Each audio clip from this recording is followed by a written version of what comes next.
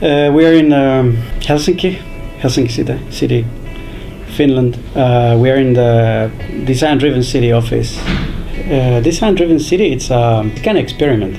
It's a consequence of the year 2012 when Helsinki was a world capital city of design. Then in the year 2012, the idea was to present to the people qualities and importance of design as an industry. It was a very wide scope. This initiative started the year 2014, and the idea is to bring the design thinking into the DNA of the city. So this is a 2-year project, and the idea is that we are helping different departments of the city, different organizations to run projects, and also we are kind of delivering the message that design is a good tool. It's a good methodology to find out solution for complex questions.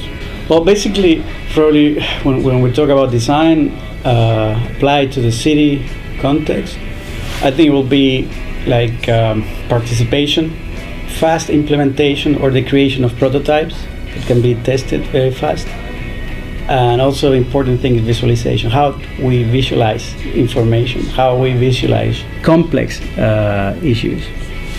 We are trying to include as many sectors of society to create together solutions and to create a more complete, a more holistic way of tackle this question. If I can simplify, for example, the whole process, like there is like 3 questions that we try to answer. For whom? Are we doing what? And how? It sounds very basic, but it's incredibly often happen that we are trying to create solutions not knowing for whom. So it's very important that we met the user.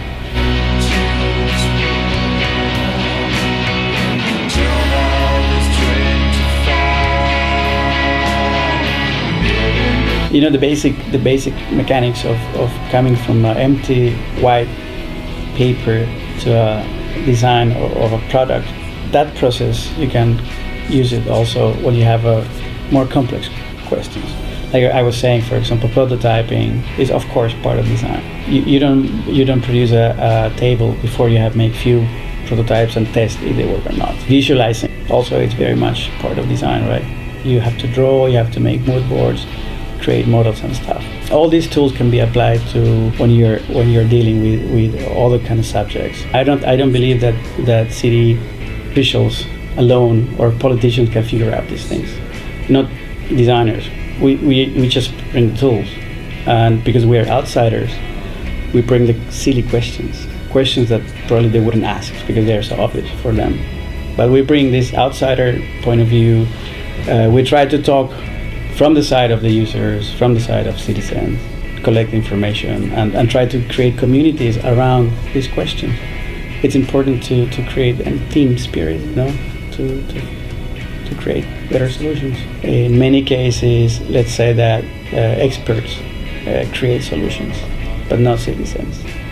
So there is a lot of things to do and fix on that field. I think citizens should be more represented in anything that would happen in your own environment. The city is an environment for many people. So I think that people should have participation on decision making. The city of Helsinki considers a lot what the citizens say. For example, the new public library, the central library that is going to be built in the near future. It has been years of participation. I know that they have been making a great effort on creating a library that fulfilled the expectations of the citizens. It has been a rich, long process.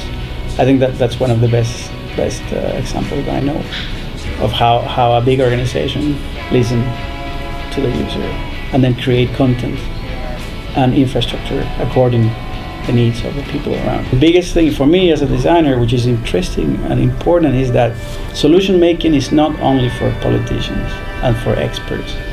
It belongs to us. We should be also proposing solutions, and that's the bigger message that we're trying to deliver. that we are living in Poland as well, in everywhere in the world.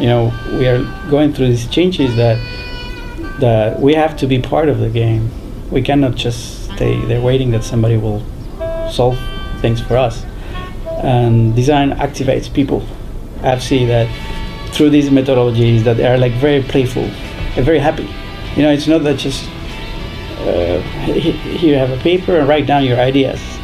It's like more like, let's build a better future. Let's do models. Let's dream about what kind of parks we want to have, what kind of life we want to have for our kids. So these things inspire people, and these things like bring people together, and you lose the fear of participation because we're not experts, but we are people, and this is our city. We have the right, and also the duty to do something. One of the most important things about inclusive processes is not that we are going to ask the people what we should be doing, because you can also argument, okay, but that's the city council, or that's the work of experts, and that's the work of architects. Yeah, that's right. But in this new model of participation, it's good to have as much information possible from the people living in the areas that you're going to work with. So that information will be transported to the people that make decisions, right? And also, it's a good way, a very healthy way to create ownership over anything. If you build something that the people will not feel as own, there will be no respect. There will be nobody's going to take care of it. So you're going to fail sooner or later. Michael Dong. Well, these are the guys who are gonna step on our shoes when we get old.